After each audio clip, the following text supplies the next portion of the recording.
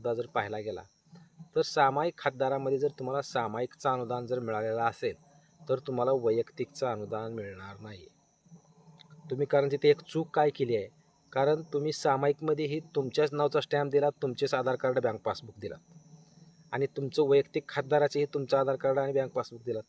त्यामुळे सामायिकमध्येही एकच शेतकरी सापडला आणि वैयक्तिकमध्येही एकच शेतकरी सापडला. त्यामुळं टोटल त्यांनी कोणती क्षेत्र जास्त आहे बघून सामायिक क्षेत्राचं अनुदान तुमच्या खात्यावर टाकलेलं आहे. त्यामुळे वैयक्तिकचा लाभ तुम्हाला भेटणार नाही. तुम्हाला वाटत असेल की सामायिकचं अनुदान वेगळं येईल आणि वैयक्तिकचं अनुदान येईल, असं होणार नाही आहे. फक्त एकाचंच कुठलं तरी अनुदान येणार आहे.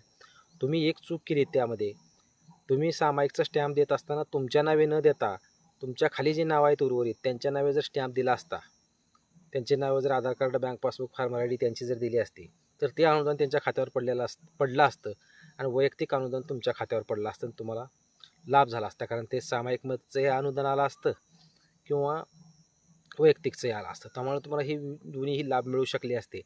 परंतु ज्या ज्या लोकांसाठी असं घडलं आहे